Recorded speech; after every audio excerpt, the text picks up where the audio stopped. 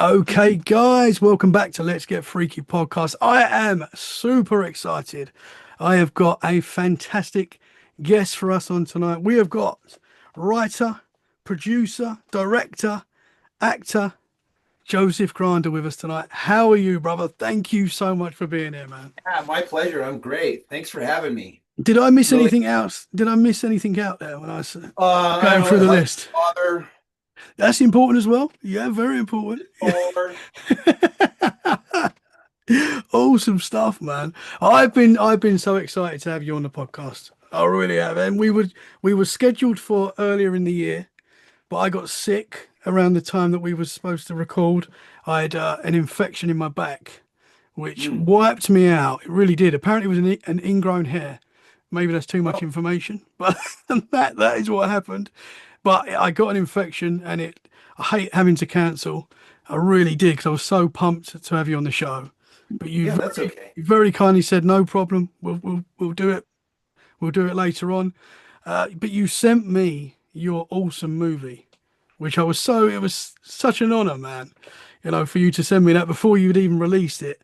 And it's such a cool film. We're going to get into that tonight as well. The Sasqualogist. Yeah. And it is fantastic. And I was lying in my sick bed, feeling sorry for myself. And you very kindly sent it to me. And I watched the whole movie like in one go. And I was like, wow. Because I love movies. I'm a big movie guy. And I'm a big Bigfoot guy as well. So them two together, which you don't often get films like that with Bigfoot and the quality of the film as well. It's fantastic. So thank you very much, man.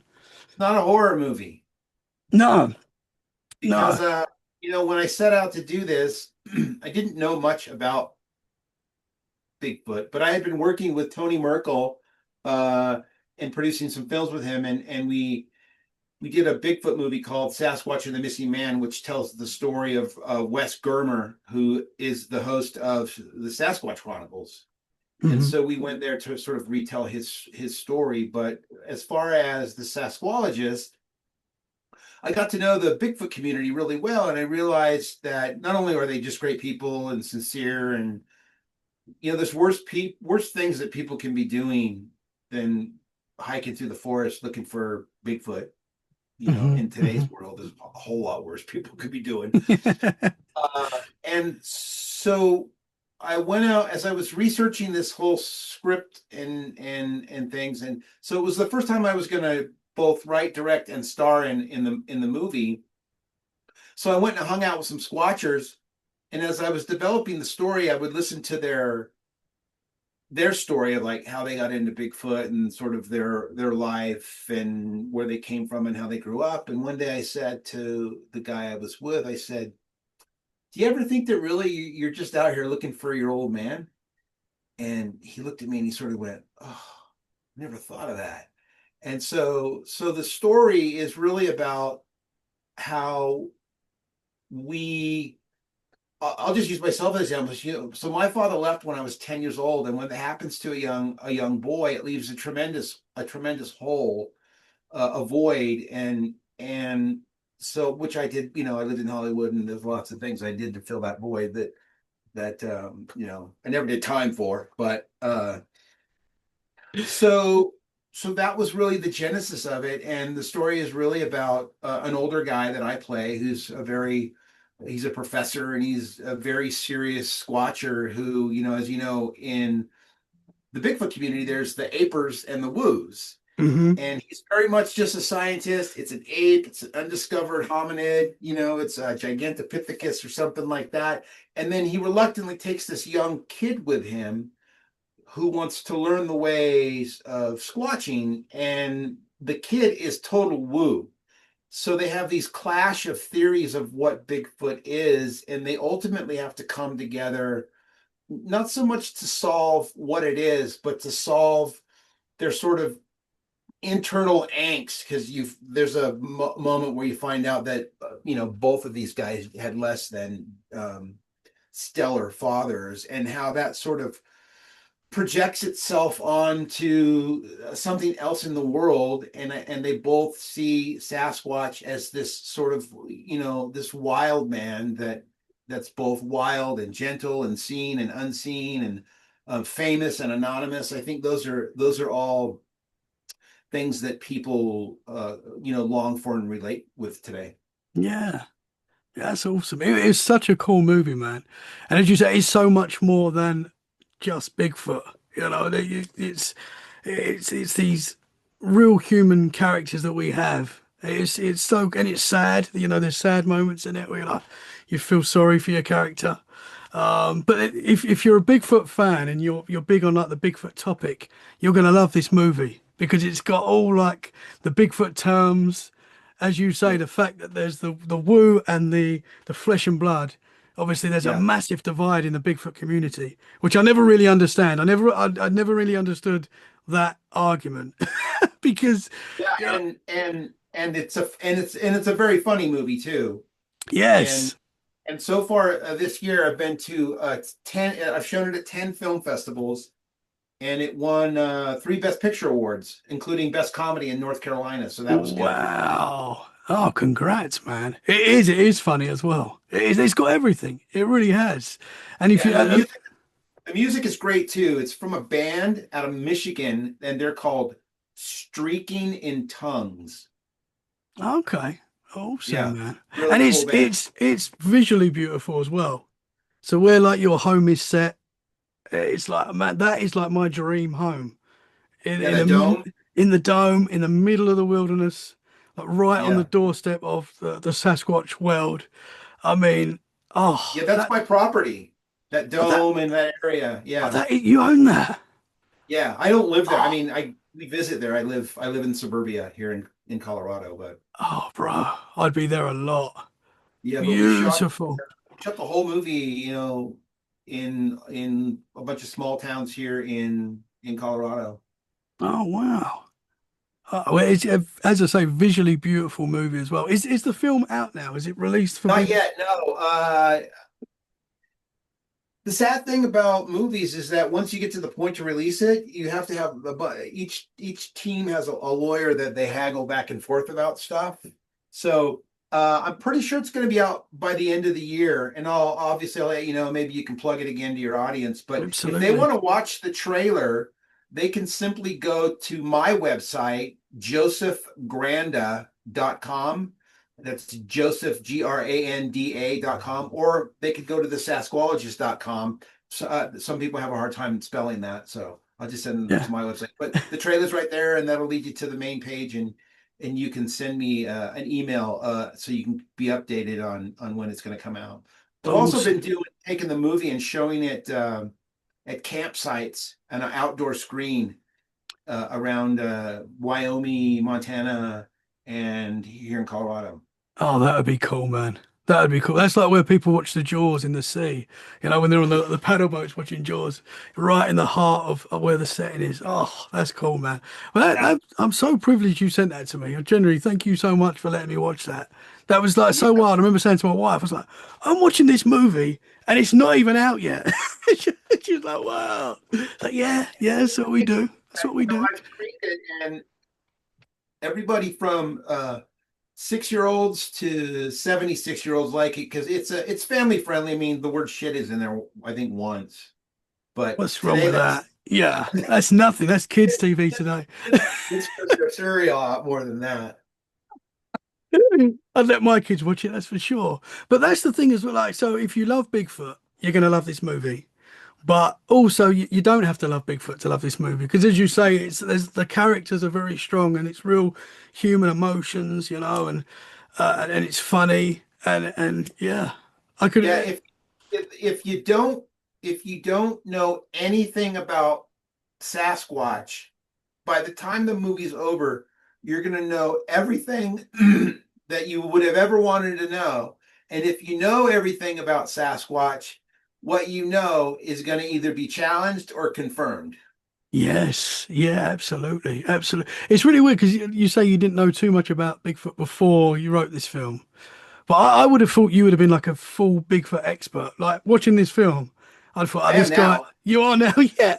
But I thought, like in my mind, I was thinking, oh, you must have loved Bigfoot your whole life, and you're going to make a film about Bigfoot. So I find that interesting that you didn't know a lot, and that's credit to you that you've done all that research. And it's The like, core of it was from my own losing my father as a young boy. That's sort of the genesis of it, of like, you know, what would sort of be the dream dad. And for me it was Bigfoot. I mean, I've known of Bigfoot, and prior to this I produced a documentary hmm for Tony Merkel called Sasquatch and the Missing Man, where we actually had a real that movie you can rent right now. I that's believe. on Amazon, I believe, is that?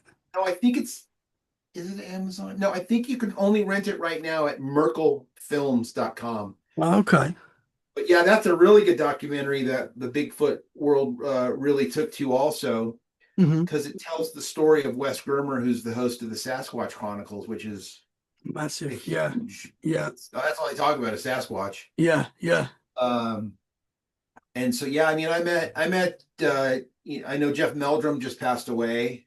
I met him. I had dinner with him Oh, one night at one of wow. the events. I met Cliff and Bobo, and I met the all the most of the crew of Expedition Bigfoot also, because I Wow. was showing the film at Bigfoot festivals out here. Most of them were in Oregon and Washington State, which is Yeah. the west coast, northwest here. So all the Bigfoot OGs you'd met there. That's all Yeah, of I them. mean, That's all of them. I didn't Wow. get in, I didn't get accepted into the Bigfoot OG club though, so. What? Surely, surely not. So what was your thoughts on Bigfoot before you started producing these films? What was your thoughts on the Sasquatch? Well, I mean, I live here in Colorado, so there are if when you watch the film you'll see that there's a scene that takes place in a town called Bailey, and they have the Sasquatch outpost there. And actually there's a scene where I'm standing there with this guy who's actually the I had him play the scene. He's the owner of the Sasquatch outpost, which is the only place I think in the United States that has a Sasquatch escape room. Okay, that's Yeah, it's cool. really cool. So yeah, there's lots of sightings out here, and I went out to some places. I think there's a place called Goose Creek out here that gets a lot of sightings, and people have amazing stories. And um, I went out a few times with these guys with my, are we on video also? Yes. Is So I that? got my tree knocker, Oh right? wow. Yeah, yeah, yeah. Tree knocker. I got my this. We use this. I got my patty, official patty Oh, that's cool. cast there. Yeah. And so yeah, I was all set. I really got it. I mean, and I did as an actor dress up, in my full costume and everything, and I went out and I knocked trees and looked for prints and all that kind of stuff. The thing for me though about Sasquatch is through all my research, I shot this movie in 2023 in June. hmm To do it right, it's a long process, and then a whole year I've been promoting it, and now it's coming down to the wire for it to get released. It showed in some theaters around the country, and I showed it in Costa Rica. So I showed it there at a theater so I could write my vacation off Yeah. as a business trip. Shh, don't tell the IRS. Respect. So, with all my research and my my my Christian worldview leans more towards the fact that we are in the midst of something supernatural. I mean, I'm sure your show covers all the Mhm.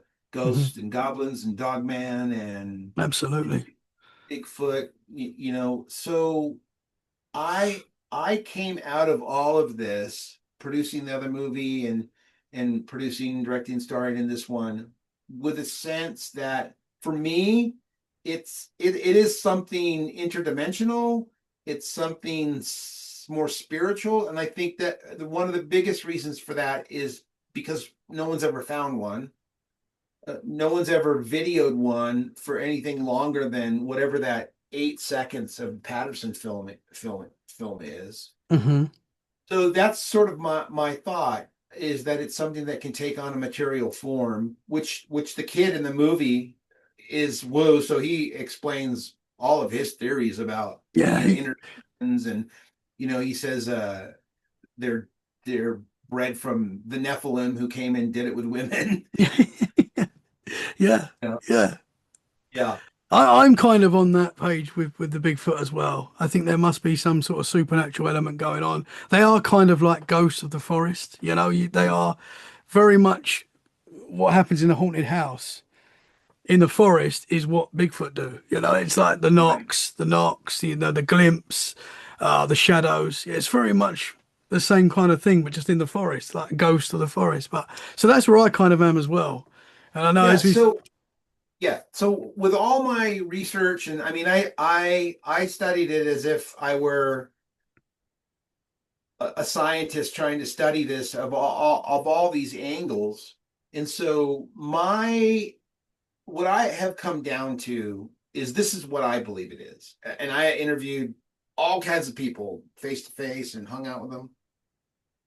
I think that a large portion of it is pareidolia, is when somebody sees a shadow and it hits an oak tree, and their mind. So let me just say this. If I were say to you and your audience, starting tomorrow, look for yellow cars. And now you're going to start seeing yellow cars because you're going to notice them now. And so if I gear up and to go out squatching, there's some part of my psychology that wants to and is probably going to see things that I think are sightings of Sasquatch. I think a Mhm. large portion of those are that, along with, that's called a framing psychosis. So you get an idea, like yellow cars, and then you start seeing yellow cars, or you go out to Bigfoot. And I don't know, there's also the possibility, we don't know much about our mind and in under other dimensions, is that maybe if we go out with that psychosis framed that way, that we're going to go and look for Bigfoot, maybe we project those images out onto the material world from something deeper within ourselves. People talk Yeah. about seeing things when they're on DMT and stuff. Hmm. I mean, I I'm on think I 40 acid right now. Yeah. so am I. I'm kidding. I'm kidding. But no, I think that is very possible with all aspects of the paranormal, ghosts, all cryptids, UFOs. Maybe we do project some of this stuff, and Yeah. if you're open to it and you believe it, you know, you are going to see these things, and maybe there is something to that as well. I do think. Yeah. And I also think, to round out the whole thing, I think that there's a huge swath of it that's complete bullshit, Yeah, yeah, which is fine. I mean, hmm, that's fine.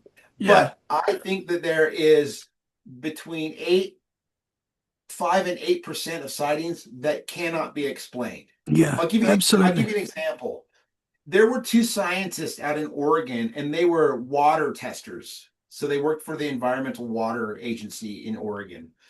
And they were going on a trek. They were going to trek 50 miles in. And as they go, they were going to test each stream, river, or lake that they came across and take samples. So these guys are about 30 miles into their hike. There's a helicopter that's going to pick them up at a GPS location a few days away. These guys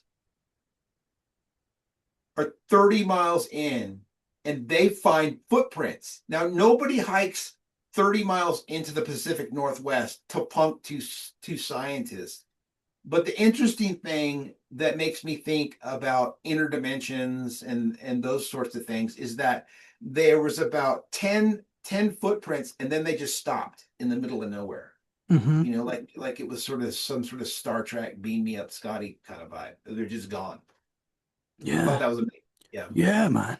Yeah, you do get those people that share their experiences that are not into this kind of thing, and they don't want to admit that they've seen a Bigfoot, but they're like, "Oh, I've just got to say, I saw this thing, man. I saw this 8 foot tall thing. I got a glimpse of it." There's so many accounts like that, and if one person is telling the truth on that, then it's real. And I believe a lot. I've spoken to a lot of people that claim to have seen these things, and I believe I'd like Yeah. to believe all of them, you know. And for me, the Well, I think Patterson. genuinely see things. I think people genuinely see things or have experiences. The Mhm. question is, what is the experience that you just had? Yes, yeah, we're putting our own You perspective on know? it. Yeah, yeah, yeah, absolutely. For me, Yeah. that the Patterson Gimlin film, I know that it can be quite controversial as well. Most people in the Bigfoot community will say they believe that that is real footage. I do. I tend to lean to that. What are your thoughts on that, the Patterson Gimlin film? Well, funny that you ask, because I did an extensive amount of research on the Patterson and Gimlet and their entire story, because ultimately what I would like to do is make that feature film about that relationship of Patterson Oh, and wow. Gimlet. So it's a very interesting story. I'll just give you some cliff notes of it. So those guys were longtime friends, and they had fallings out and whatnot. And Bob Gimlin was not supposed to be there that day. He ended up with him. It wasn't the first time they'd gone out. He was out there looking for Sasquatch, and to this day, he's still alive. He still swears by the story. Yeah. So the camera that they used was a very strange camera that wasn't being made anymore. They used film, obviously. If you watch the entire thing, you see that he drops the camera and it's rolling and he picks it up, and because most people only see that image of Patty walking across. Hmm. Which is another thing about the Sasqualogist, is my character believes that he is tracking the son of Patty as a full-grown Sasquatch. So Yes. I even tie that into there. Which some So people say there's a like a smaller one in the Patterson Gimlin film, don't they? Some people do say there's another one there. yeah, yeah. So their story is pretty amazing. So after he has this whole thing there was a big mix up to get they had to get the film out. They had to fly to Seattle to have it processed, wait for it. And then after that, uh, Patterson, he was an opportunist. He was a kind of a grifter at times. He was sort of he was a harmless kind of grifter. But he had big plans and he went to Hollywood with this movie to try and get somebody to pay him for it and then show it in theaters. And nobody in Hollywood was really interested. They just thought he was nuts. If somebody had bought it, boy, it'd be worth so much money now, because it's basically on the internet. You can do whatever you want with it. Hmm. The interesting thing too is, so he tried to get a deal with Hollywood, and instead he couldn't. So he would rent theaters and give talks about the movie and then show it and then talk about it, now very much the way they do at some of these Bigfoot festivals that I've been to. He also had this strange relationship with the mob that he owed money to, and they were at one point wanted to take the film from him. It's a tremendous story, all the backstory of those two guys, because we only know that one moment, Yeah. from frame 352 before and after. We don't know the whole story. And then Patterson dies of cancer, I think about 5 years after that, 5, 6 years after that. I could be wrong, but I'd have to look at the Yeah. notes. That would be interesting to hear that backstory and to see that backstory. I actually, Yeah. I actually got a hold of his wife, because, technically I could do it without the blessing of anybody, because they're public figures. Hmm. But we reached out to her, and she never really got. I think she's in her like late 80s, so I didn't want to bother her, but I did want to try and be respectful about that. Yeah. Yeah. Have you met So maybe Bob? Yeah, man. Have you met Bob Giblin? you know what? He's one that I have not met. One OG that I have not met. Yeah, you gotta meet that one. Yeah. Yeah, man, that's cool. Uh, Yeah, that would be cool. That would be very interesting to see that. But I heard he had like a wild past, but I didn't realize.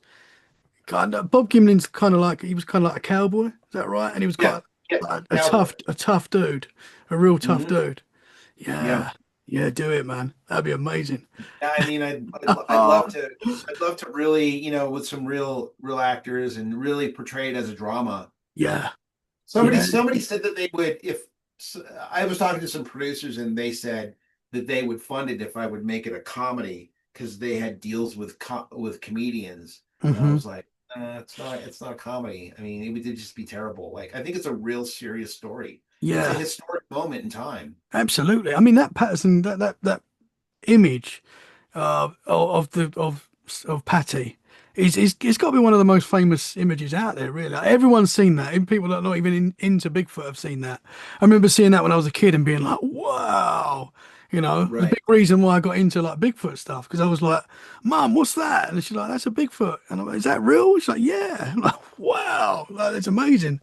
And it does. I mean, I don't know what you think with like the costumes and stuff in the 60s. They couldn't have faked that, They could couldn't they? have done that. In fact, I talked to a costume person, a costume special effects person, and he told me it would take weeks and thousands of dollars to create that costume. And then you would have to have an actor in there that really studied the movements Hmm. of bipedal apes. Yeah. Because if you watch the video and it's been dissected, you can see the muscles move on it. And then you can see on Patty's right leg that the hair on her right leg is kind of missing from her arms swinging against it. Yes. And Yeah, yeah, yeah. also there's a guy, one of his theories is that the back of Patty, if your audience goes and watches it on the internet, look closely at the back. He believes that it has braided hair, which Interesting. which a friend of mine is an author. If you want to read the best Bigfoot out there, it's called In the Valley of the Noble Beyond. I might even have it here. In the Valley of the Of the Noble Noble Beyond. Beyond. Awesome, It's man. so good. But what he does is he's a skeptic. He gets hired by the Canadian newspaper to go and spend time with the native Indians in the Pacific Northwest. And they talk about Bigfoot. They have all kinds of different names. They talk about Bigfoot like, oh yeah, our great great grandfather said they used to come down and come to our festivals. And then they showed him like carvings on rock walls of families with Bigfoots, and so Wow. yeah. Wow. I mean, you do get families that claim to have, to this day, have like connections with Sasquatch in their yard and stuff. Like you hear people say stuff like that. I mean, very It gets interesting. really weird. Let me tell you this. There's a woman out here in Colorado that I interviewed too. I interviewed anybody I could as I was writing this. Writing is, to write a good movie is a lot of work. I'm in the Hmm. midst of one right now. Uh, there's a woman out here who is a New York Times best-selling author of Sasquatch erotica. Whoa. Her first book that hit the New York Times bestseller list is called Namaste Sasquatch. And it's about I won't get into it. It's Let's about a woman go. who goes out into the forest, meets Sasquatch, and has an erotic love affair with him. Wow. Yeah, and then the second book was called Namaste Sasquatch 2, and she brings a girlfriend with her. I'm not Can we kidding. make a movie of that? I can't think of the woman's name, but I don't do porn. Um, but Sasquatch, but Sasquatch but if you porn. online and look it up, Namaste Sasquatch. It's That, and I read it. It's hilarious. oh wow, that's wild, man. She lives out here in Colorado. Interesting. I'll have to. I'll have a look at that. So when you was doing the Sasqualogist, did you have when you were filming it? Did you have anything happen while she was out that was like could have been related to Bigfoot? Was there anything that happened that you were like, what was that sound? Or was there any? No, here's one of the things that I learned. If you're going to go out squatching, there's a couple that's in the movie Sasquatch and the Missing Man, Hmm. John and Sarah Brown. They're very famous in the Bigfoot world because they have this property that does two things. It backs up to a little river, and then on the other side of the river is Indian land that you can't go on. So they have all kinds of recordings and sounds, and we camped out on their property when I was producing Sasquatch and the Missing Man for Tony Merkel. And one of the things that she said, her experience, I'll tell you about this, our experience, if you want to hear it, making this movie, Yeah, man. Sasquatch and the Missing Man. So she said you should go to a place where you know that there has been sightings, make lots of noise, and this just camp. Don't go looking, because the best sightings have not been from people who are looking. Usually it's from people who have no real interest in Sasquatch. So they go out camping, they're making a lot of noise, and that's when they come and they look around and curious. And that's when a lot of people talk about the self-illuminating eyes that they see at night. Interesting. Yeah. That Yeah. is interesting. Did you have anything when you was camping out there? Did you hear anything or So what's really wild is, so we go out there to tell Wes Germer's story, the podcaster, and he takes us to the location where him and his brother had this experience. And he talks about being surrounded by two or three of them, and then when they get out to look to see what it is, the one that saw him, he talks about, and this was very controversial in the Bigfoot world at the time, how this Sasquatch dropped down on all fours and moved like a spider towards yes. him. And then the Yes. other one they saw in the tree did that too, and they were just freaked out. So that was the genesis of his story. He'd never been back there. He wouldn't go back with us at night, didn't want to go near it. So we went back at night. It's in Oregon. It's called Sunset Falls. So if you want to go squatching in Oregon, Sunset Falls. It's a beautiful place. It's a dangerous place, and I'll tell you why. So we pulled back up. We went there in the morning, and there was you could park your car and sort of get a little ticket and camp there, right? There was a little tiny little van there. We didn't think much of it. So we come back later on that night, and this van is still there. So I go over and I look, I got a flashlight, and I look at the tag, and the tag is 2 weeks past due. And I look in the car, and there's a bunch of food and stuff. There was no windows on it. It was like this little minivan delivery thing, a livery, as you would say. And so we try to open it up. It's all locked. And then we start looking at the area. There's a bucket. There's a brand new shovel. There's 1.5 pounds of cannabis in a jar and a huge bong. And nobody would leave that. It's over here. You can buy cannabis. Hmm. I can walk and buy cannabis from where I live. I live in Colorado. And so we realized, like, nobody would leave that much pot and their stuff behind. So, we figured, well, maybe they're going to come back, whatever. And so we go and interview some other people around. We're out there for a week, and we're gonna come back to that spot again on the last night. And that was when John and Sarah Brown, she has a YouTube channel called Salish Sasquatch, where they go out and they go squatching with different people because they live in the Pacific Northwest. So I told the one night too, we went deep into the woods with we had thermal cameras, and there's a rumor that Sasquatch sometimes sounds like a crying baby, Hmm. and or that it's attracted to that. So me and this film crew and Tony Merkel, who's the star of these movies, are walking through the forest with a speaker with a continuous sound of a baby crying at like 2 a.m. And it was one of the weirdest moments in my filmmaking life. Yeah. And nothing happened that, we're doing the whoops, the calls, and some tree knocks, and nothing happened. And so we had plans next, and mind you, we're all in a motor home living in it. There's 5 of us living in it for a week. And this thing, we rented it. It looks like the motorhome from Breaking Bad. I don't know if you know that show. Yeah, I love that show, man. Yeah. It looked like that.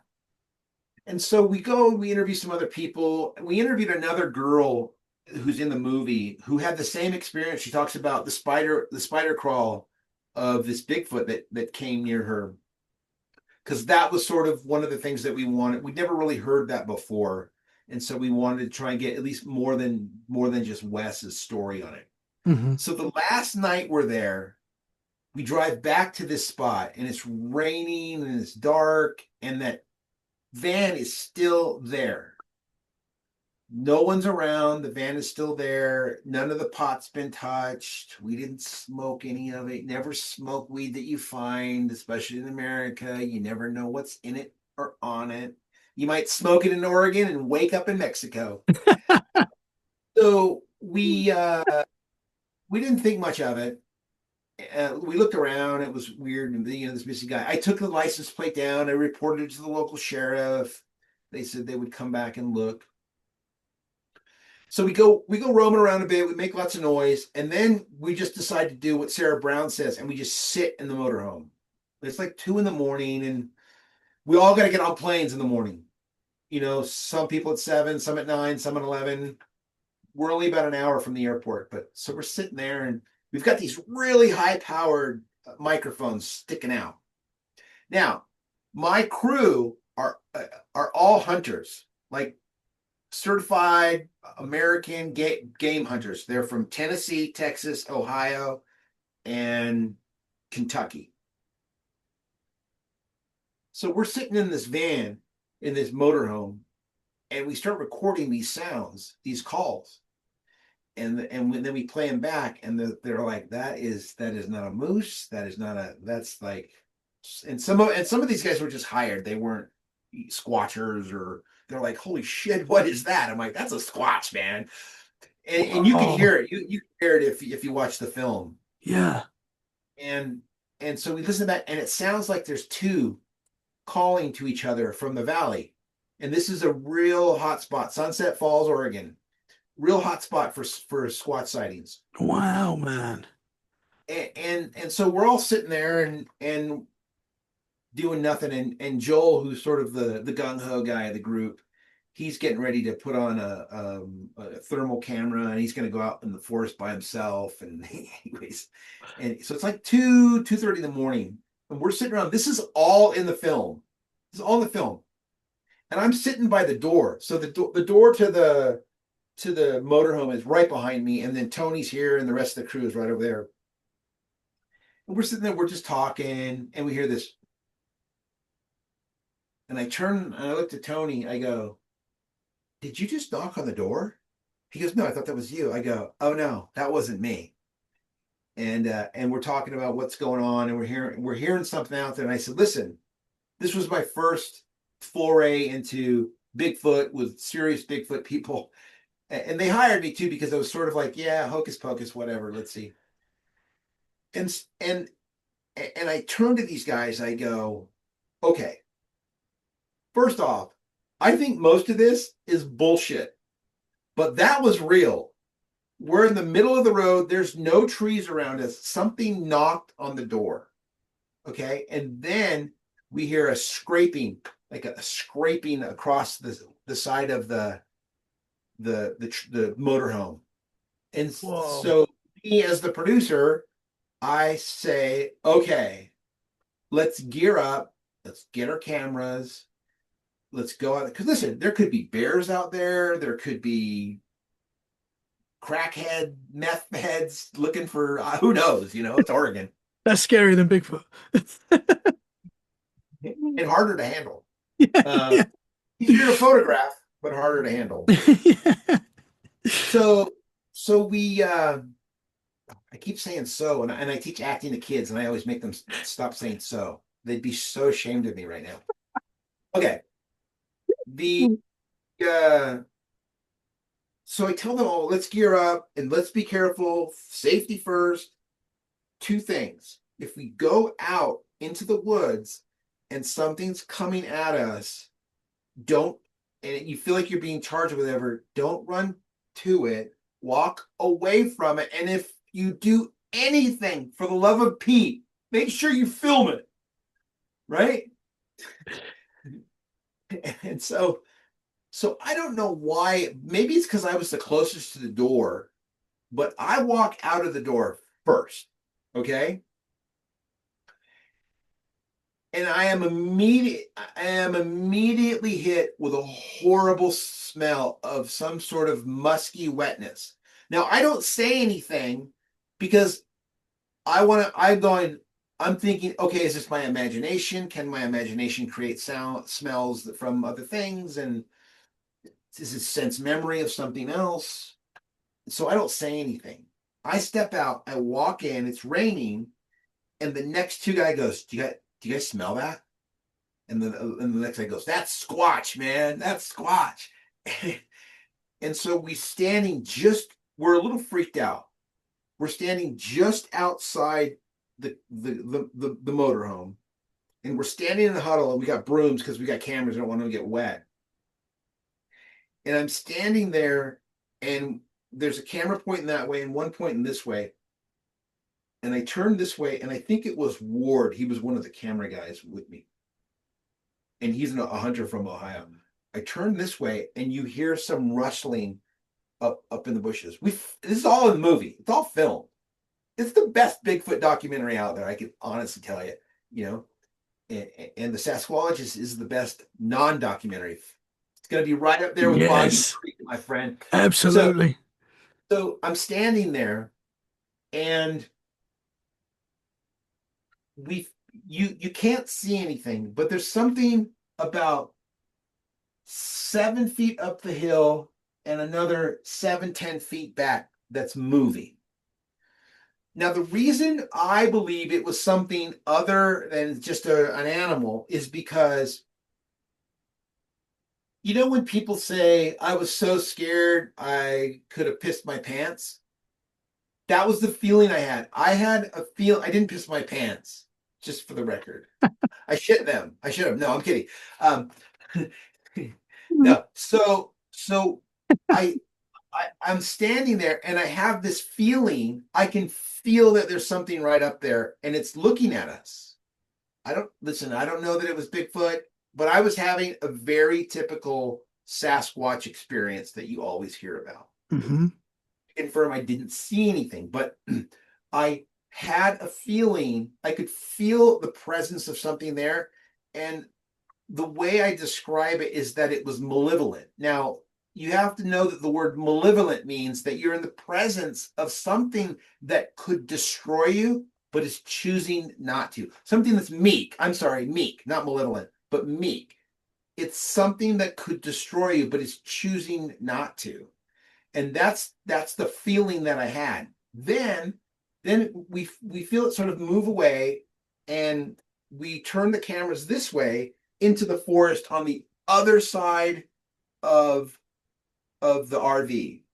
And as we're filming, we film this too, because at the end of the movie, we take the footage to an entomologist because we want to know what this. Something comes out of the forest and it's lit up, and it comes right at the camera, swirls like this, and then shoots right back into the forest. And we're like, oh shit!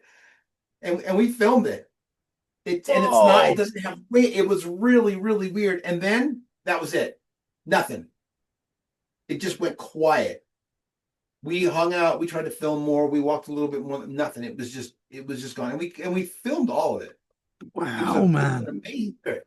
But it gets weirder. So before we leave, I have the last plane out and I got to return the RV. And so I call the sheriff again and I say, listen, we were up there again last night looking for Bigfoot, which is not a big news to this local sheriff. It's like, yeah, okay. And this guy, his name is Sean Guffney.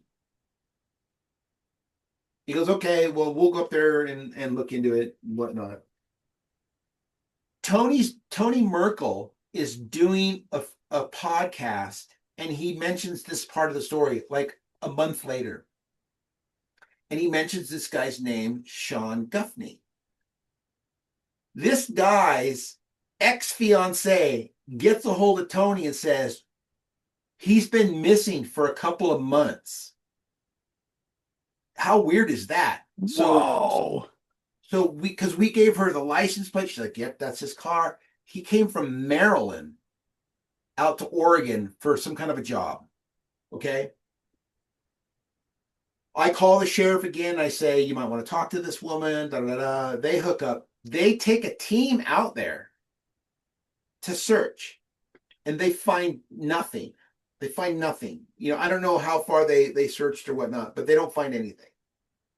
I keep in contact with them as the producer of the film, and we get some information that they did a broader search and found three bodies, but not his. Three dead bodies out in the forest. They wouldn't tell us what. Who knows? They could have been suicides or ODs or foul play. I don't know. A week before we're going to release this movie, we get a tip from, I want to say, a reporter tips me off, and she says, and it sends me an email, and she says they found Sean Guffney about a half a mile from his campsite, and his body has been torn up, and all that's left is a skull because it had been out there for so long. It's been out there for almost a year at this point, right? And so we get a hold of we start doing all this research about him. In fact, when you watch the film, we do a little sort of rest in peace, and we show his picture. So that guy died out there, and I don't know. I can't speculate what they because of the condition of his body. They said he could have died. He could have just died. Hard, he was. I think he was in his 40s. He could have Oh just died, and man. then if you lay there long enough, things are going to eat you and you're going to rot away. And with all that water and moisture, the skin just starts to fall off the body. Whoa. And so we found his car, and he abandoned it, or I don't know what happened, but he died out there, unfortunately. Whoa, man. That is Yeah, wild. That is a wild weekend. That is wow. it was a long week of Man. unexplained topics too.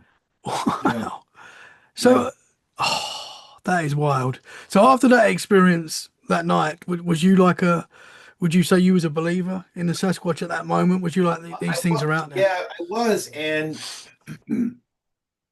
I had already started working on the screenplay for the Sasqualogist, but this just really helped me confirm and understand, the character that I play in the Hmm. movie, things like that. So I didn't see Sasquatch.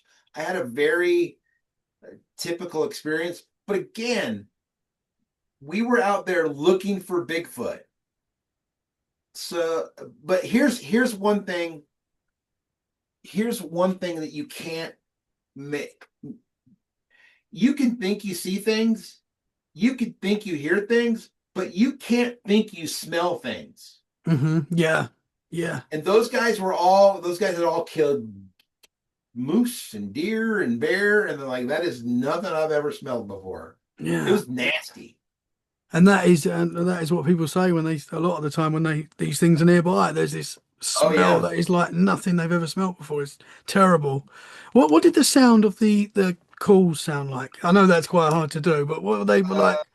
I might even have it here. Let me see. That'd be cool. Because It that's sounded like a long sort of like a moan, maybe a hmm long groan. And it Let me wasn't see. like because obviously these guys know what animal calls are like. They know the Oh difference yeah. between a moose and all that kind of thing. So that they didn't recognize that sound. Mm-mm. Wow. I have it here. Let me see. And even that swiggly light thing that you said you saw. I mean, how Yeah. many times do we hear people seeing lights, orbs, and things like that when it comes to Bigfoot? There seems to be a connection there as well. And it's So interesting when that's flown away that the activity stopped. That's wild. in the movie, we take that footage to a bug specialist Hmm. and have him analyze it, and he can't confirm one way or another what it is or isn't. Okay. But did you see that with the naked eye, or was that just on the video? It was just on the thermal. Okay, Yeah, I don't know interesting. where it is here, but No, no problem, man. People have to go and watch it. it's pretty creepy. I That should put it is, on a loop and stick it outside my house for Halloween. yes, Like that'd be perfect. it's super creepy. Wow, man, that is wild. So you'd say, I know I've asked you this already, but you say you're a fully fledged believer that these creatures are out there in some form. Yeah, again, I think it's some sort of listen. I just think it's demons messing with people. Frankly, it's Hmm. fallen angels of some sort that are able to take on material form, just like the Nephilim. If you know in the Bible, especially if you were to read the Book of Enoch, which is not in the canon Yes, of the Bible. There's some yes. weird shit in there, I've man. actually got it right here, the blurry creatures one, the Tim Oh yeah, I Sedano mean one. he talks about basically being put into a spaceship with a diamond ceiling and flown around. He describes that the Earth is rotating around the sun Yeah, hundreds of years before Galileo, and he mentions about 365 days a year. It's really yeah. Very well. it's wild. That'd be a cool movie as well. You could make Yeah, the Book of Enoch movie, Lord of the Rings style. Wow. it would be cool. Oh man, interesting stuff. I've got to ask you because you mentioned before we started recording that you lived in Hollywood and you had some paranormal experiences. I'd love to get them if you don't mind sharing. Yeah, sure. Yeah, so yeah, I lived in so I started out as an actor in New York and I moved to LA. I had a break in some movies in the 90s and I don't recommend LA. I don't recommend I'm not famous. I had a brief moment of it. I don't recommend it. I don't care for it. Um yeah, I lived in Los Angeles for 12 years. It's the only place in the world where somebody can break your heart and then you have to drive past a billboard with their face on it for the next 3 months. It's a weird place. That happened to a friend of mine, somebody she was dating. Oh Literally, man. his face was on the side of a building. Oh, Yeah, so when I met this girl, all horrible stories usually start that way. I met this girl, or weird. She was an actress on a soap opera, and I'd go anywhere she asked me to at that point. I was probably in my late 20s. So she says to me, "I'm gonna go see this channeler, medium, sensitive." That was very Christopher Walken is a channeler, the sensitive medium. Uh, so she says, "I'm gonna go to this thing, and like you come with me." I was like, "Yeah, okay, all right, no problem." She says, "Write a letter to somebody that has passed that's might be in spirit and leave it out in your room somewhere so they can read it." I was like, I think her name is Kim. I was like, "Okay, Kim, no problem." So I write a note to my dead dad, right? My dad died at 56. oh man. So I write this letter out and hey, Dad, I'm going to go see this guy named Brian. He's a channeler. If you have a message for me, that's where I'll be. Okay. So I stick it on there. I go to this thing with her. It's in a house in the valley that's about 15 miles outside of Hollywood. It's just this guy's house. There's a whole bunch of chairs set up and a chair up front. And then I start thinking, somebody's going to ask me for money. Somebody's going to want me to pay $25 to whatever's going to happen here. But they didn't. He said you could give a donation if you wanted. And there weren't stars there, but there were people in the industry that I recognized. Hollywood is a. I always tell people if you ever want to see the greatest lineup of demons, just watch the Oscars. Hmm. you know, Satan was the most beautiful angel. So I go to this thing and I'm sitting in this chair with Kim and this guy Brian. He's the medium. He's gonna talk to the spirits. And he's talking about, first off, I thought this was not, I didn't think this was a real thing. He's talking about ectoplasm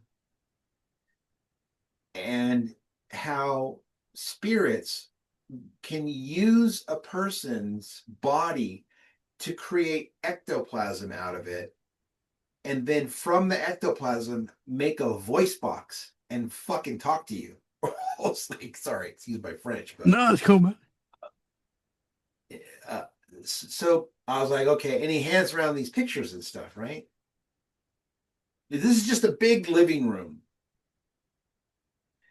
So we're sitting there, and while I'm sitting there, there's a guy right over here, this um, kind of well fit black guy sitting there, and he keeps kind of looking over at me, like, and then I start going, like, do I know him? Does he know me? I don't know. And so this woman sits in the chair with this Brian guy, and they lower the lights, and he starts talking about bringing in. Well, first he channeled a bunch of people, right? He was like, "Oh, is so and so here?" And, "Oh, yeah, and your grandma had a dog." And now, mind you, I'd never met this guy in my life.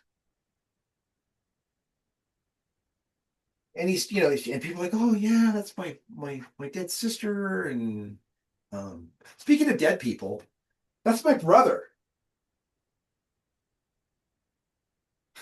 What? Happy Halloween. Yeah, my brother. Oh, really? My brother Oh, passed away earlier this year, and we're gonna do a big oh. shindig. So I thought you. he had a great sense of humor, so he would have loved that. Yeah, those are I'm his sorry remains. to hear that, but yeah. Yeah, yeah, they came in the mail when the Oh, rest in peace, man. yeah, we've been hanging out. So, so Oh, so she's sitting there, and he starts talking, and she lays back, and the lights are super low, and this mist comes out of her nose, and he's like woo wooing it, like I don't remember what he was saying. You know, now having been baptized, I would have ran the hell out of there. But so this mist comes out, and I'm sitting about 10 feet away, and all I can do is try and think logically that everybody's in on this, and they're punking me, which is ridiculous because nobody knows me. And this mist comes out, and it floats around, and a voice starts coming out of it, and he starts talking to this voice for just like 12, 15 seconds. I don't remember what it said. I mean, you don't see it move, but you could tell it's coming out of that because it would go, when it would speak. And I was like, oh man, that's so wrong. And then this black guy over here, he's looking at me. Weird. Not because he's black, but just because that's the description, like that's what if he was a tall guy or a fat yeah. guy or Any dude whatever. staring at you is weird. Yeah, yeah. Any dude staring at me is weird. Unless you're into that, whatever. Yeah, yeah. Uh, so this thing ends, and then he channels a few more people, and it ends. And I give like, I think I give they hand a basket around, and I give $5. It ends. That black guy comes right over to me, and he goes, "You have a spirit and father, don't you? You have a father and spirit, don't you?" I was like, "Yeah, I have a dead father, yeah." And so he says to me, "Brian is a friend of mine, and I'm a medium also. Your father, there was too many people trying to get in to give a message to Brian, and figured out that I was a sensitive and gave me a message." I was like, then he says this: "Does your father have a thick Latin accent?" My father was from Cuba. I never met this guy in my life. He says, "Your father had a very thick Latin accent." I go, "Yeah, my father was from Cuba." And I'm like, okay, this something's. I never even told that girl I was with that my father was from Cuba. It wasn't that kind of deep relationship. And so he said he has a message for you. I said, okay, let's hear it. He said to me, he said that you shouldn't be running so much and smoking cigarettes. I was running 3 to 5 miles every day and smoking cigarettes only because the hot models smoked cigarettes. Man, Never met this guy in my life. Yeah, he said you shouldn't be that's smoking and running. He said, and your dad seems to have a very good sense of humor. Yep. wow, Of, man. of the good things he did have, that was one of them. And I was just like, and that really made me a believer in the supernatural spiritual world. Yes. You could How can not you have not? Yeah. After seeing that, what you saw with the lady's nose, like the you things could not coming have. out, that's insane. All right. You want I got one more story for you. Let's go, brother. All right. It's 19, when I look back and I tell these stories, I realize all the weird shit that's been in my life. None of it I none of it I asked for. It's, Can I just ask you before you go into that? You know, like the thing that came out the nose, yeah. was there like a color to that? No, it was like a white, like really, really thin cotton. Okay, yeah, yeah, And you yeah. can see, That's you can go wild. online and find pictures of people with ectoplasm coming out of their nose and their ears, and That I is don't know. I guess you wild. could probably come out of your ass too if you had your clothes off. Yeah, I don't that know. would be skillful. That's wild, man.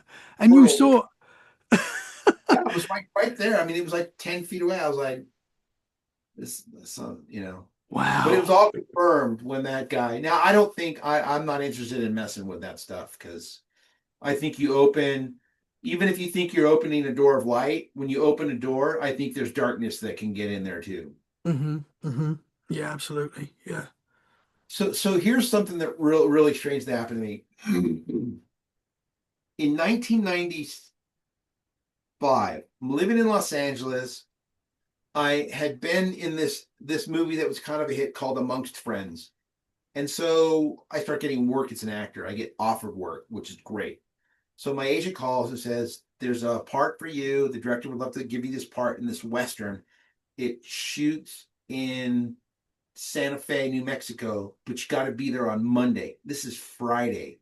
And she said, they've already sent airline tickets for you. I said, great. So back then somebody had to drive them over to me, because there was no cell phones. Thank God. Uh, so I get these tickets and I cash them in for cash because it was like a $700 ticket in the 90s. That's like 1,500 bucks. And I tell my buddy Steve, who was also in this movie that we both sort of like, so it was sort of a launching pad for us. I said, hey, let's take your Bronco. We're in LA. It's probably an 8 hour drive. I go drive to Santa Fe. You can stay with me in my room and I'll get you work as an extra, you know? He's like, let's do it. So we leave in the afternoon. And again, no cell phones, no GPS. We have these maps. In America, we have a thing called the Thompson map. And you look at it, and it's probably one o'clock in the morning, and we're totally lost. It's dark. We pull over. We look at the maps. We're sitting there for a while, and we figure out, okay, we got to go up this way, and then take the 17 north. That'll take us to the 70, back to the 70, right into Santa Fe. So we do that. We find the 17, we make the left to go back up north. But this is almost a one road dirt road with no lights. So if you turn your car lights off, you can't see anything in front of you. You can't see your hand in front of you. That's how dark it is. So we're driving, just bullshit and not thinking much of it. And I'm in the passenger seat. And I look out my window, and again, everything you just think logically. Again, this is prior to any sort of like podcast about UFOs, or this was even before I started listening to Art Bell. So we're driving and I see this light out there. And I was like, there's a light out there and it's moving towards us. I go, holy shit, we're on somebody's land or something. There's a helicopter following us. And so if you were to take a drone and look over us, let's say this is the car and this is the light. And it's as we're going, it's moving towards us like this, right? It gets so close and so bright that we can't drive forward because we can't see the road. So Steve stops. And again, we're thinking like, we're on somebody's land. There's a helicopter it must be something serious. And so I roll the window down because back then you got to roll the window down, right? I roll the window down and I look and there is no sound, no helicopter sound.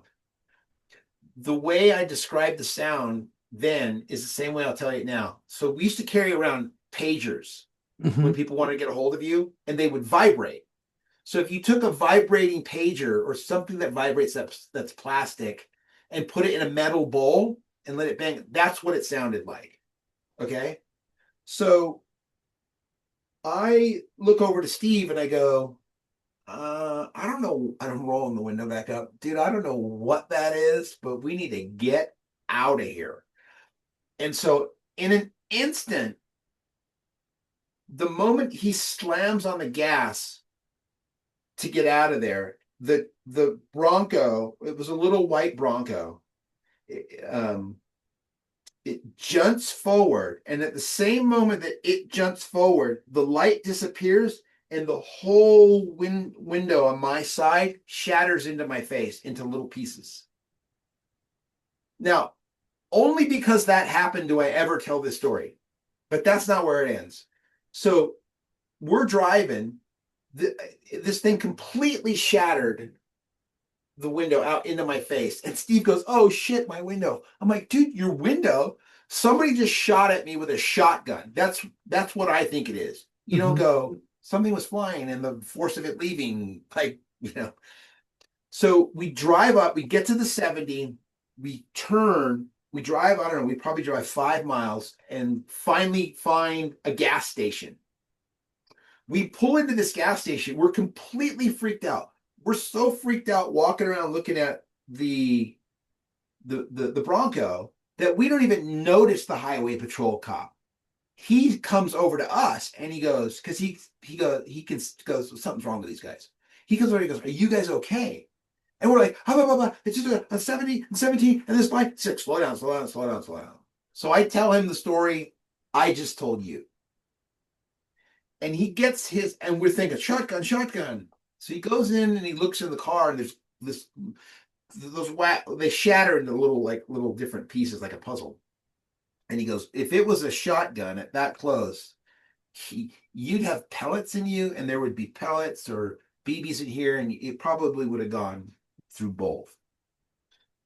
And he goes, so he shuts the door and he puts his big light on it. And on the outside of the passenger's door where I was sitting, all the chrome is bent in like that. It's all bent in. Okay. So he goes, show me exactly where this happened. So we take out the map and we're like, oh, it's in there, and right there, and the light, and then the thing, and this. And he goes, he looks at it and he goes, oh yeah. Those things happen out here. Where are you guys going? Like, just like that. And so he goes, he takes our names down, okay? And wants to know where I'm going. And I say, I'm going to Santa Fe to work on a movie called The Desperate Trail. And that's it, right? I go, I start work, I'm dressed like a stupid cowboy from the 1800s, and I'm sitting in my chair. And there was a guy who worked the camera who was a real American Indian. And I think his name, it was like Eagle Feather. He had one of those kind of names. Really cool guy. We'll just call him Eagle Feather. I don't remember what his name was. I'm sitting in my chair, minding my own business, like 2 days later. And my friend, who I was going to get work for, was so freaked out, he left. He went back, he drove from there to New York. He went back home to his mom. So So I'm sitting there, and these two guys show up in suits, right? In suits, and they're talking to Eagle Feather. And well, one of them, the one who didn't say anything, he didn't have a tie on. They look like real estate guys. So they talk to the Eagle Feather guy, and he points at me. And these two guys come over, and the guy behind him, again, back then it's pad and paper, it's 1995, 6. The guy behind doesn't say anything. He's just taking notes. The guy in front says, "Hey, how are you? Are you Joseph Granda?" I said I am. We heard you had an incident the other night. I was like, "Oh shit, I had an incident. What?" And he goes, "Can you tell me what happened?" I tell him exactly everything that I just told you. Okay. And the guy's taking notes. And I go, and that's it. And he goes, "Okay, well, thank you for your time." And they just walk away. They walk away. They don't say call you later or nothing. They just walk away. And today I would be like, "Well, wait a minute, who are you?" Hmm. But I was like, it's like late 20s and two guys in suits. Gee, what the hell are they? Yeah, I tell them. man. So they leave, right?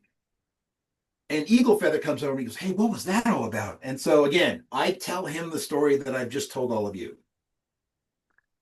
He goes, "Oh yeah, that's the aliens and shit. They come here to get the quartz out of the mountains because the Santa Fe is full of quartz. You should go talk to my friend in town. He knows all about it. He studies all the UFO sightings. He runs the newsstand." I said, "All right, we'll have tomorrow off. What's his name? Let's call him Dave. I don't remember his name." So, all right, well, I'll go in and talk to Dave. So I go into town. This guy runs it's like a convenience store with lots of magazines and the local newspaper. And again, I tell him the same story I just told all of you. And he goes, "Well, where did this happen?" So he pulls out a map, and I go on the 17, going up to the 70. He goes, "Can I ask you some questions?" Now, again, this is all pre anything, Art Bell or me reading anything, or I think the only thing I'd ever seen is Bigfoot with a $6 million man at that point. So he says, "How long did this last?" And I said, 8, 12 seconds, maybe. He goes, "Are you sure?" I said, "As sure as I can be." He goes, "Because these incidents have and can happen where it feels like 12 seconds, but you could have been gone for hours." I was like, "Oh, okay, if you say so." And he says, "Can I ask you some more questions?" I said, "Sure." He said, "Have you had any headaches? Have you felt sick to your stomach?" I said, "No, no, not at all." He said, "Have you had any bleeding from your nose or from your ears?" And I said, "No." It's all weird. He goes, I hate to ask you this, but I have to. Do you have any pain in your rectum?" And I was like, "Okay." I said, "I don't have any pain in my rectum. I'll take the Santa Fe Times, a pack of gum, and I'm out of here." Right? Because he's like, "Well, because what they want to do is they want to take parts from your brain and they go through the ear, and when they want to get sperm from your guy, they go in through the." I was like, "Okay, okay, Dave, thanks, I'm good." So I leave, and I'm in my rental car going back to my hotel, and I start thinking about everything he's telling me, and I start going, "Do I have any pain in my rectum? Is my nose bleeding?" So for the next couple of days, I'm sort of like check in and nothing. I don't think that's what it was. I think that we came across something that the government was testing in the middle of the night by accident, and I think they decided to mess with that car that they saw. Interesting. So it was either something the government had from some other place, or that something that the government created. I would say, from all the things I've learned and heard from podcasting, is something that they had from some other place because it didn't make any noise. It was gone in a flash. The Hmm. force blew that window. Again, if that window had not blown out with some sort of real physical evidence, I would never have told that story. Yeah. What would you But have put that down to had that not the window not blown? What do you think you would have? Would you think of just a helicopter or I would what? just load it off as a helicopter crop duster. Yeah. We're trying to rationalize it, the whole one. But the good news is that to this day, no pain in my rectum. So that is good news. That is good news. Wow, though, man. So when you said about the guys in the suits, I'm thinking Men in Black. You know, Yeah, they didn't look like men. They looked like one of them didn't have a tie and the other one had a tie. They were like kind of cheap suits. yeah. They They didn't didn't have put they didn't point some device at you and say, "Look into the oh, they just memory wanted to gone." get but looking back, they just wanted to get my statement. What Yeah, happened? that's Oh, and interesting. where's your friend? I'm like, oh, he left. He freaked out. He's freaked out. Yeah, they had to find him. Do you know I'm like, if New York, I don't know where. Actually, I think it was New Jersey, but they're like, wow, oh, he's not here. Well, no, they said, oh, Steve's not with you. they knew his name? Because the cop gave, that's what the cop, Ah, ah, yes, so the cop, maybe he gets a kickback or I don't know. So whoever yes. those guys were, that's why that highway patrol said, what are your names? Where are you going? Ah, okay, yeah, So whoever he knows or whatever, he called them. They show up 2 days later on this movie set. yeah. And And the cop was aware that this has happened. This happens, you know. yeah, he goes, oh yeah, that shit, that stuff. He goes, oh yeah, that stuff happens out here all the time. Don't worry about it. Interesting. I'm like, don't worry about it. Oh, and you know what he gave? He gave us plastic from his the back of his squad car and some tape so we could tape the window over. Oh, wow. Yeah, it gets cold in the desert at night. Yeah, yeah, absolutely. And I mean, that could have damaged you. It could have done anything, you know. You don't know what that was. Radiation, who knows? But I don't know. I wow, mean, that's I'm wild. healthy. Yeah, that's the good thing. Yeah. And there's no pain, as we No, say, in that no, spot. Wow, though, man. Thanks I'm for blocked. sharing that. Do you do Yeah. you do you think a lot of these UFOs that are seen are um, stuff that we have, stuff that our government know about, or perhaps technology that we have that they're not telling us about? I think it's technology that is not of this world. I think it's probably something spiritual, supernatural. Hmm. I think that it was given to us. And now I don't. I'm going to guess that it's probably something that is not of the Archangel Michael and the good guys. To think that they're advancing the human race through technology, which I think ultimately is going to be our downfall, except for Bitcoin. Uh, um, so that's what I think it is. I think I heard this woman who does a lot of research on it. She said they're not crash sites, they're donation sites. Hmm. Yes. Yeah. Crash the stuff here for us to have and figure out. Hmm. And Yes. so It makes sense. They're giving us these pieces. And and then, I think they're coming from the water. yes. Yeah. I think they come from the ocean. There's been a Yeah. lot of reports about that. But there's been senators saying that there's bases in the ocean, and a lot of people are seeing these things come in and out of the ocean. You know, there's scans of large things moving under the ocean at speeds we can't comprehend. Very strange, man. Yeah. Yeah. Uh, what time is it there? The time right now is it's 3 o'clock in the morning nearly. But Oh man. I live on American time. I'm Oh, you basically, do? yeah. I need to Oh. get to the US really, and then I can sleep at normal times. Yeah, let me know when you come to Colorado. We'll go squatching. That would be amazing. That would be amazing. I will So, definitely hold so you to that, sir. speaking of time in America, uh, I got to go watch Thursday Night Football. Yes. Yeah. Yeah. But before I go, I want to say this. First off, thank you so much for having me. It was a It's good been time. a pleasure. And I I hope that you all keep an eye out for the Sasqualogist, the award-winning film that's won 3 Best Picture awards. People in the Squatch community love it. You can Hmm. go to josephgranda.com and watch the trailer, and then that'll take you to the main website for the Sasqualogist. And also on my page at josephgranda.com, you can go to the films that I've made, and on there you'll see the poster, and then there might even be a link for Sasquatch and the Missing Man. But Yes. yeah, look for the Sasqualogist. It should be coming out. It's going to come out before the end of the year. I can't really, I can't say yet who's going to do it. I think I know who's going to Mhm. stream it first, but Awesome. we'll see. So Awesome yeah, stuff, man. Well, I'm very blessed that I've managed to see it, and I've got to tell everyone it is fantastic. People are going to love it, whether you love Bigfoot or not. You're going to love this movie. It's fantastic. So I'm very excited for it to come out. Very excited to share this episode. Thank you very much, sir. thank And you. hopefully the first of many conversations. I'm looking forward to Yeah. coming out, Yeah, maybe I can squatching with come you. back when it's actually out and I can turn people on to where it is. Absolutely, yeah, absolutely, man. That'll be amazing. Or even Awesome maybe stuff.